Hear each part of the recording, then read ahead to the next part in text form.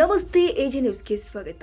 ಹನುಮಾನ್ ಜಯಂತಿಯನ್ನ ನಗರದ ಚಿತ್ತಾಪುರ ರಸ್ತೆಯ ಸರ್ಕಾರಿ ಪದವಿ ಕಾಲೇಜು ಎದುರಿನ ಆಂಜನೇಯ ದೇವಸ್ಥಾನದಲ್ಲಿ ಹಾಗೂ ಮಾತಾ ಮಾಣಿಕೇಶ್ವರಿ ಕಾಲೋನಿ ದೇವಸ್ಥಾನದಲ್ಲಿ ವಿಶೇಷ ಕಾರ್ಯಕ್ರಮಗಳು ಜರುಗಿದವು. ಕಾರ್ಯಕ್ರಮದ ಅಂಗವಾಗಿ ಬೆಳಿಗ್ಗೆ ಆಂಜನೇಯ ದೇವರಿಗೆ ಪೂಜೆ ಸಲ್ಲಿಸಿ ಸಿಹಿ ವಿತರಿಸಲಾಗಿದೆ. ಇದೇ ಸಂದರ್ಭದಲ್ಲಿ ಗಿರಿನಾಡು ಟ್ಯಾಕ್ಸಿ ಚಾಲಕರ ಸಂಘದ ವತಿಯಿಂದ ಸಾಮಾಜಿಕ ಹೋರಾಟಗಾರ ಉಮೇಶ್ ಕೆ ಮುದ್ನಾಳ್ ಅವರು ಆಸ್ಪತ್ರೆಯಿಂದ ಬಿಡುಗಡೆ ಹೊಂದಿ ನಗರಕ್ಕೆ ಆಗಮಿಸಿದ ಹಿನ್ನೆಲೆ ಸನ್ಮಾನಿಸಿ ಗೌರವಿಸಲಾಗಿದೆ.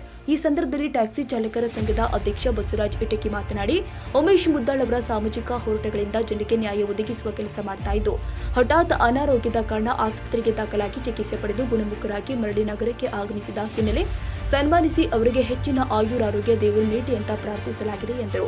ಉಮೇಶ್ ಮುದ್ದಾಳ್ ಮಾತನಾಡಿ, ದೇವರ ಆಶೀರ್ವಾದ ನಿಮ್ಮೆಲ್ಲರ ಆಶೀರ್ವಾದದಿಂದ ಎಲ್ಲ ಆತ್ಮೀಯರು ದೇವಸ್ಥಾನದಲ್ಲಿ ವಿಶೇಷ ಪೂಜೆ ಪ್ರಾರ್ಥನೆ ಮಾಡಿದ್ದರಿಂದ ನಾನು ಆರೋಗ್ಯವಾಗಿ ವಾಪಸ್ಸಾಗಿದ್ದು ಎಲ್ಲರಿಗೂ ನಾನು ಋಣಿಯಾಗಿದ್ದೇನೆ ಎಂದರು.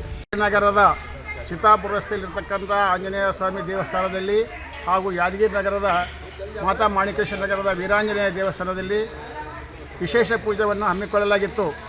ಉಮೇಶ್ ಮುದ್ದಾಳರವರ ಆರೋಗ್ಯ ಚೇತರಿಕೆ ಆಗಲಿ ಹಾಗೂ ಅವರು ಬೇಗ ಗುಣಮುಖರಾಗಿ ಸಮಾಜದ ಹೋರಾಟದಲ್ಲಿ ಇನ್ನೂ ಭಾಗಿಯಾಗಿ ಸಕ್ರಿಯವಾದಂಥ ಕಾರ್ಯಕ್ರಮಗಳನ್ನು ಮಾಡಲಿ ಅಂತಕ್ಕಂಥ ಉದ್ದೇಶದಲ್ಲಿ ಭಕ್ತಾದಿಗಳು ಮತ್ತು ಅವರ ಹಿಂಬಾಲಕರು ಎಲ್ಲ ಜನ ಅವರ ಬಗ್ಗೆ ವಿಶೇಷವಾದ ಪೂಜೆಯನ್ನು ಮಾಡಿ ಆ ಭಗವಂತನಲ್ಲಿ ಪ್ರಾರ್ಥಿಸಲಾಗಿದೆ.